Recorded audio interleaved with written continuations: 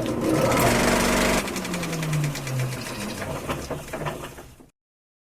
Holics! Hey guys, I'm Kyler Wilson, and I'm going to talk to you today and over the course of a few episodes about whether or not Rotten Tomatoes is completely and totally bullshit. So, as most of you who are watching this probably know, me and Monica started a show that we called Attack of the Rotten Tomatoes. We launched it a month ago or something like that. And it's dedicated to when we severely disagree with what the critics at Rotten Tomatoes had to say. And I say at Rotten Tomatoes.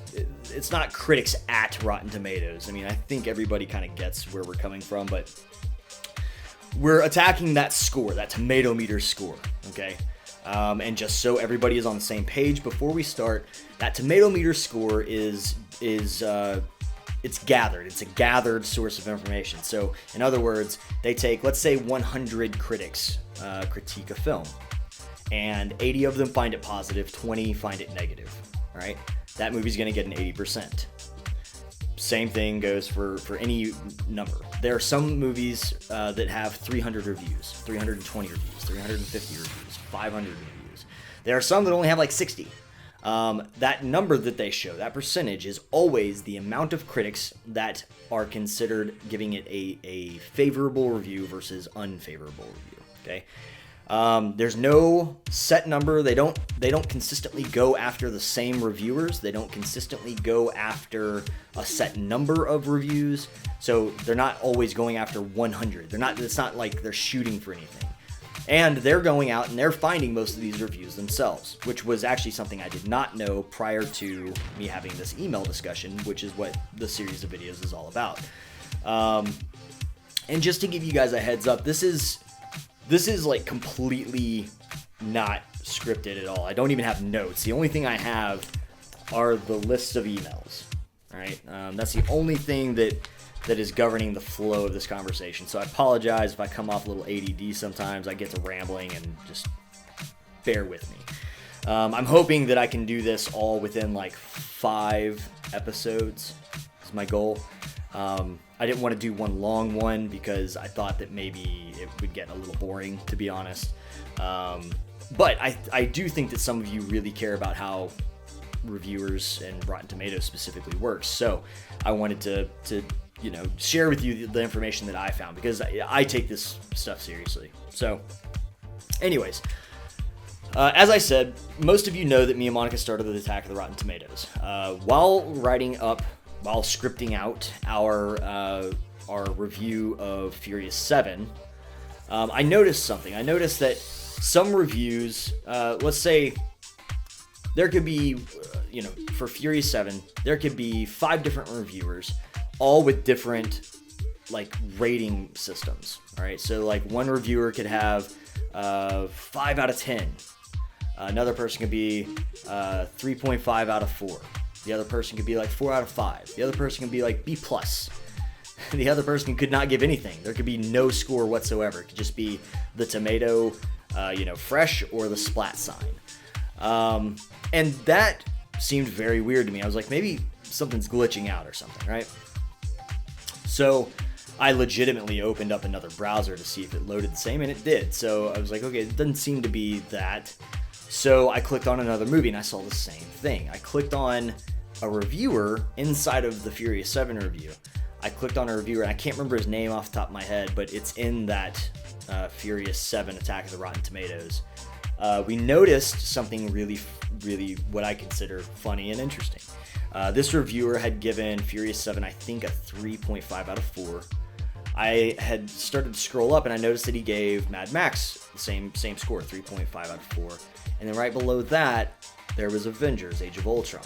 And he gave that movie a 4 out of 5. And I'm like, okay, so wait, not only can different reviewers give different scores per the same movie, but the same reviewer can change his rating system movie to movie. And this, again, just all seemed very weird to me, because prior to now, I had thought that Rotten Tomatoes, I thought that critics were supplying their reviews on Rotten Tomatoes. Come to find out, Rotten Tomatoes goes and gathers those reviews.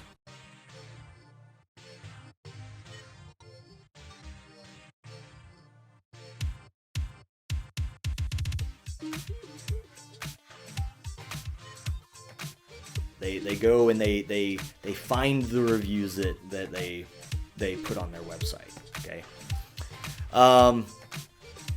So again, it was very weird to me because everybody's always, I say everybody, a lot of people have always kind of given Rotten Tomatoes a hard time about reviewing by consensus and so on and so forth. The score, because people just look at the score and so on and so forth. And I agree with all that, but I always thought that the score was gathered a little differently. Again, I always knew how it was scored, aka going back to what I just said about 100 reviewers, how many ever thought it were positive versus negative. But I thought that there was a critic. What am I trying to say?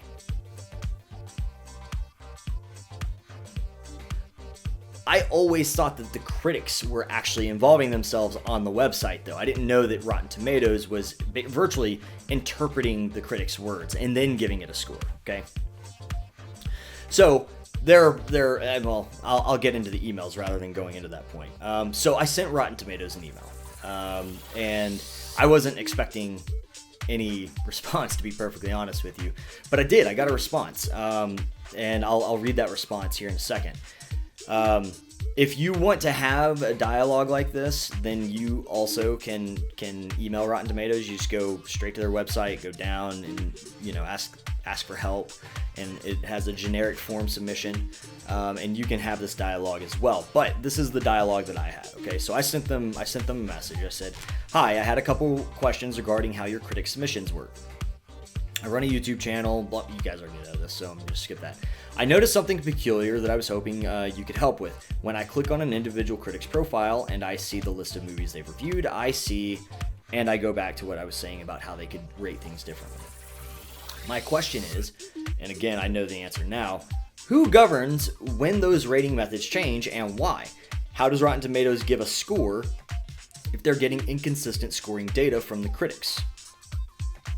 If the answer is that those numbers don't mean anything, why are they listed? How does Rotten Tomatoes decide whether or not a film is considered favorable by a critic? Is it a simple, do you like this movie? Click yes or no?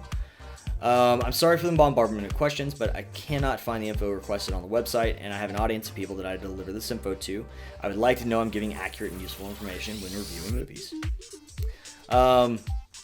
So, again, like, my question was, I had thought that they were taking all the three out of fives, I thought that they were taking like an out of 5 of some sort per each critic.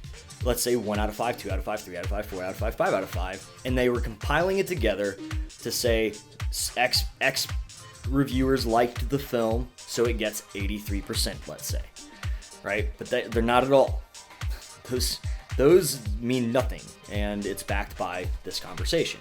I get a response back. Now I'm going to change the names of these people just because it gets into some kind of sensitive-ish material at some point. I don't want anybody to get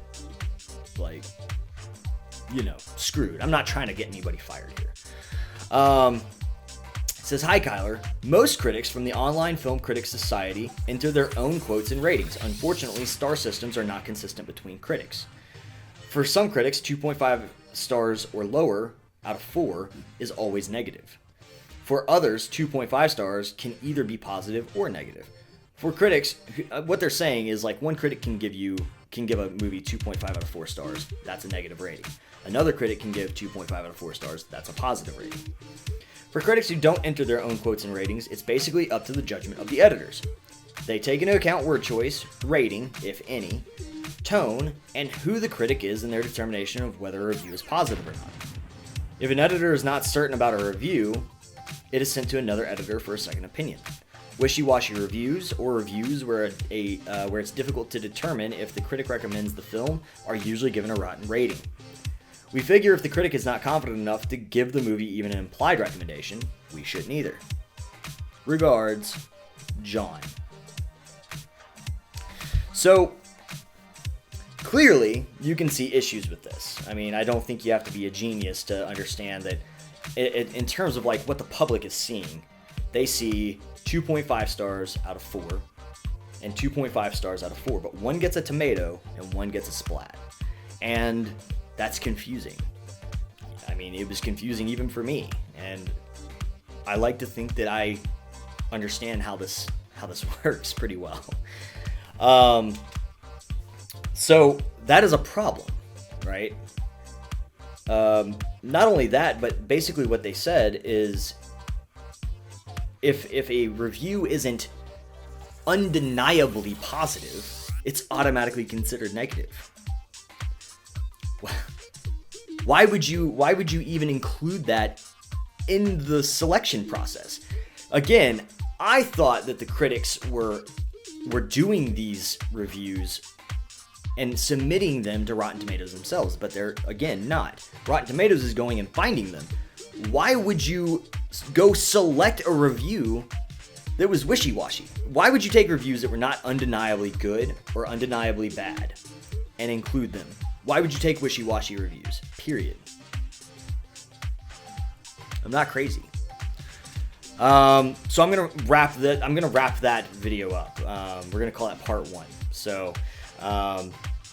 stick around in a couple days. Part 2 will be out. I'm gonna film it right now though, so you guys can be waiting in anticipation.